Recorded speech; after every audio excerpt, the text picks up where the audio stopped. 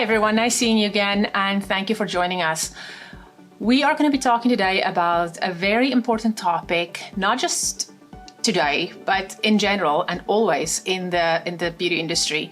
And that is the topic of salon hygiene and infection control. I know that all of you are doing a great job and have implemented all kinds of great strategies to limit the spread of infections in your salon and incorporating all the guidelines you receive from your local health authority with respect to salon sanitation and salon hygiene. I thought it would be a good opportunity to just review some of the concepts because we can honestly never know too much about this specific topic. And what we're going to do today is divide the discussion into 3 sections. First of all, we're just going to be reviewing some of the terminology as it relates to infection control. Secondly, we're going to see how those things come into play in the salon environment and specifically at the manicure station. And thirdly, we will talk a little bit more about how things might change going forward in the steps that we might have to implement as we are trying to open up our salons in the future. One thing that is really important to remember is that infection control and infection prevention strategies differ from different public health authorities. So something that might be totally required in a salon in Canada might be very different from something that is totally required in a salon in the Netherlands. However, some of the basic principles hold true no matter where you live, and those are the things that we will be focusing on. I encourage you to contact your local health authority and ask them for their input in this matter so that your salon can meet all the criteria that is necessary in your specific region. We'll start off with a general review of some of the terminology as it relates to salon hygiene. The first one I want to talk about is infection control and what it actually means. Well, infection control is the steps we are taking in our environment to reduce or limit the spread of microbes. What are microbes? Microbes are bacteria, viruses, fungi, those things that are sitting on surfaces and are basically making them contaminated. And infection control refers to all the things we can do to decontaminate surfaces or the implements that we are using. The first level of disinfection is sanitation, which is essentially cleaning. And cleaning is something we do all the time. We do it around our houses. We are wiping down countertops and doorknobs and, cleaning washrooms. And those are all things accomplished by sanitation. Sanitation typically involves washing of things. So soap and water, hand washing with soap and water is a form of sanitation. After the service, you'll start off by taking your equipment that you've used, your stainless steel equipment, and washing it with soap and water and maybe a scrub brush to remove all the organic material and the filing dust that is on the surface of those implements. If you do not take the step to remove organic material, you can't actually sufficiently clean and disinfect the equipment that you have used. The second level of infection control is called the disinfection. Disinfection is what we're doing to attempt to actually kill or destroy the microorganism that might be on the surface. In order to kill or destroy a microorganism, you actually need something quite a little bit more than hand washing with soap and water. You need a chemical disinfectant. And there are chemical disinfectants that are based on different ingredients, different technologies. For example, there are ones that are based on chlorine bleach or hydrogen peroxide, quaternary ammonia, phenolics, etc. There are a wide variety of ones to choose from, and there are different considerations in which one you might be going with. One of your considerations might be based on what is the acceptable disinfecting chemical that is used in your region or recommended by your health authority. Second, you might have to rely on getting proper training for it. So most of the disinfection lines actually provide a short course that you can either take through an educator or you can take it online and completing the course and actually printing up a certificate at the end of it. The important thing to remember with chemical disinfectants is that they have to adhere to certain criteria, and these criteria might be different for different people. So for me, it's very important that a disinfectant has a relatively quick contact time. So for example, in order for the disinfectant to do its job, it has to be wet on a surface for a specified amount of time so that it can actually get into whatever microbe it's trying to attack it and kill it. It means that the surface has to stay wet for that period of time, and it means that you cannot use that surface for that amount of time. So if you go with a disinfectant that needs to stay moist on a surface for 30 minutes for it to do its job, that is not really good if you are trying to use your manicure station for the next client. So I always look for disinfectants that work really fairly quickly. So for example, you would go with one that can do its job in 3 minutes. I want to know that I'm working with a chemical that is safe, that doesn't require me to wear extensive protective equipment or have strong vapors, or as an eye irritant or a respiratory irritant.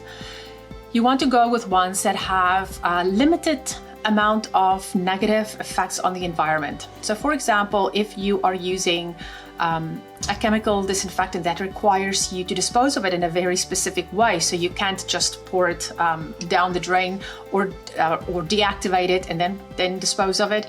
Those are huge considerations because we do not want to put things into the environment that is actually harmful to the environment.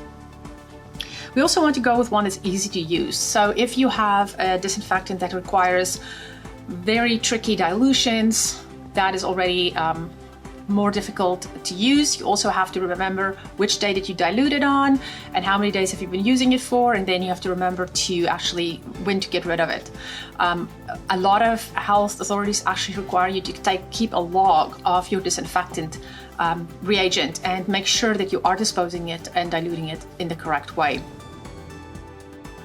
So that is sort of the idea of disinfectants. The third and highest level of infection control is called sterilization.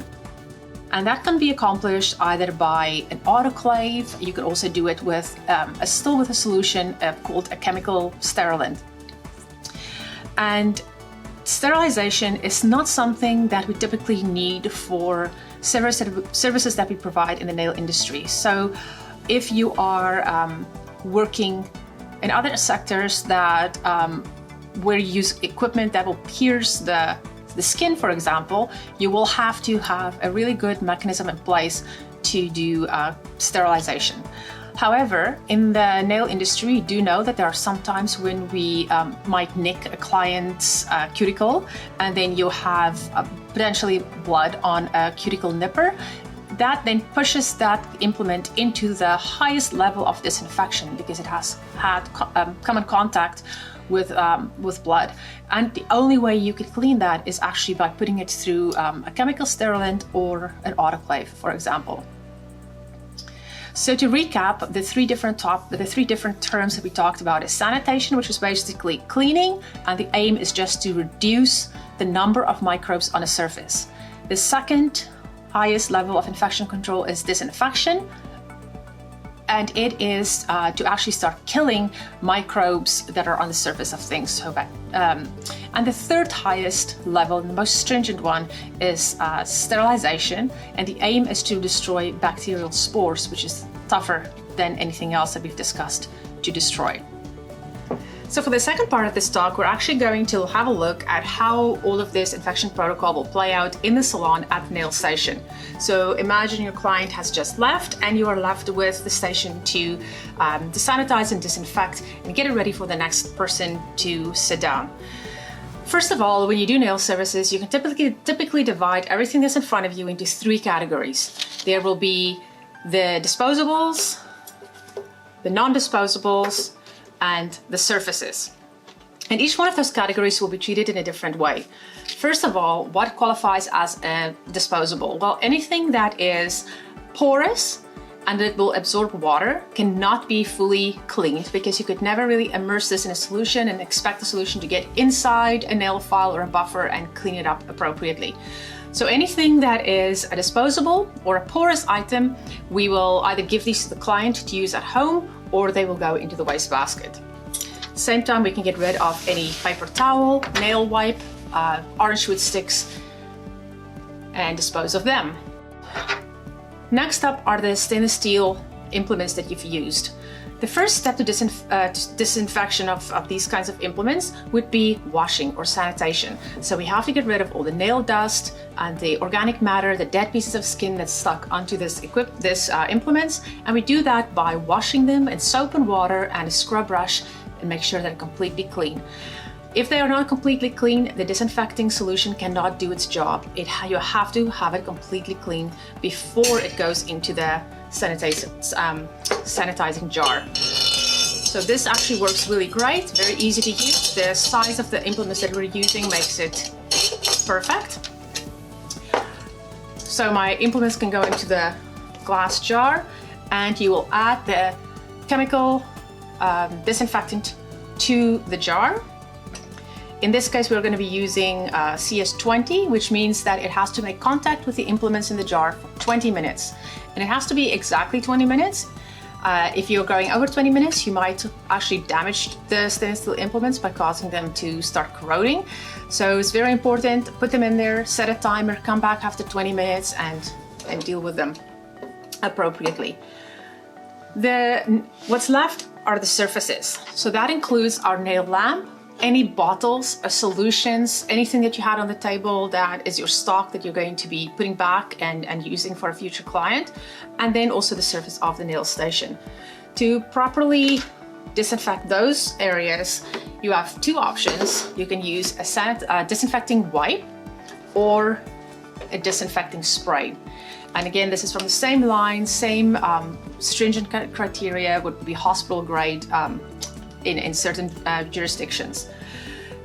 In the case of all disinfection agents, they are chemicals, and you should be using gloves when you are working with them. Remember that disinfectants cannot go onto skin. They're only meant for non-living and non-porous surfaces. So in the case of the lamp, you would use a wipe, clean up the exterior of the lamp. If your lamp's base plate can come off like our spectral lamp, you can disinfect the lamp and then clear the entire table and do a disinfection step with either the spray or the wipe of the entire manicure station.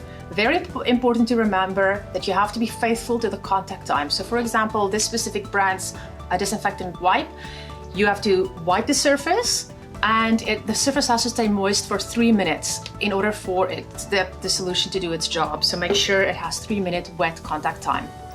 And that is great. Sort of the easy step-by-step to clean up your nail station.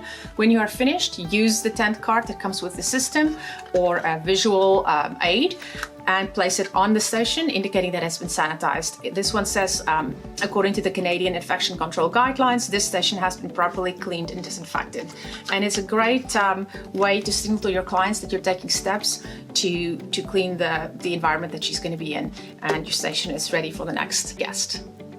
So far we've discussed the different terminology as it relates to salon infection, how you can actually put it into practice at the manicure station. And now we're going to talk a little bit about things that might have to change in the future with respect to how we do things. We are all really eager to learn from governments and regulatory agencies when we can open up to see clients again, and also the different steps that are going to be needed for us to open up.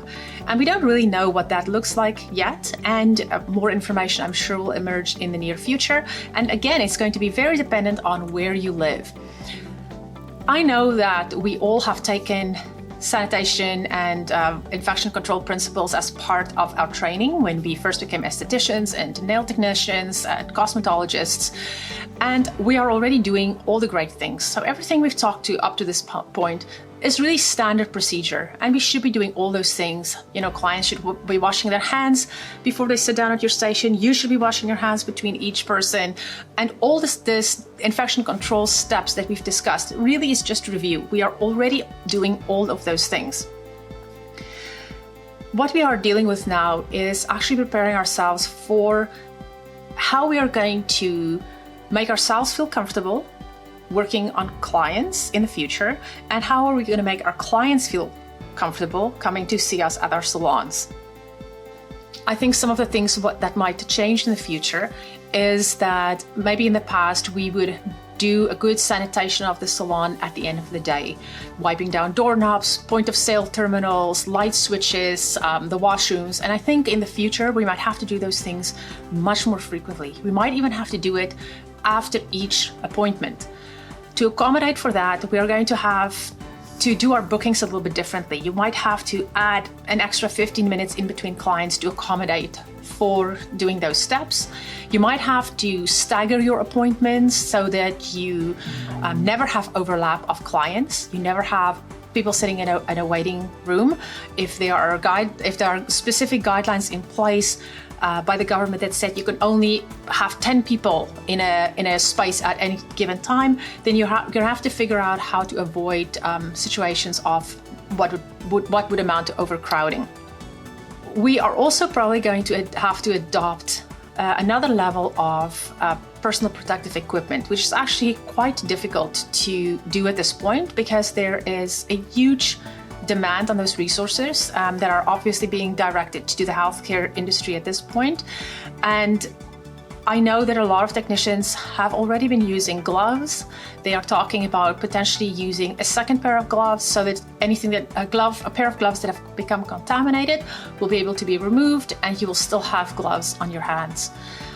Masks, very important. I think we will have to limit the spread of infection or potential infection by droplets and aerosols by wearing masks, or in the case of the nail technician, perhaps a face shield. In the case of the salon guest, definitely a mask. And then I can imagine that we will have to adopt a certain level of aseptic procedure and preventing cross-contamination of surfaces and products and so forth. So I can see that in the future we might have to have a very minimalistic sort of nail station where you know that everything that was on your desk will have to be put through an infection control process to clean it up afterwards, so that you probably will only have on the station the things that you're going to be needing for that specific service. So this has sort of been an overview of infection control. It is a huge topic. It's a topic that, with respect to how we implement changes, will have to be addressed constantly, and we'll see a lot of changes in the future. But I hope that I've provided you with some background information and some review information that you will find useful, and that you will be able to accommodate or incorporate into your salon, and to give yourself some level of peace of mind, and also to give your salon guests some peace of mind. Thank you for watching, and I hope to see you again soon.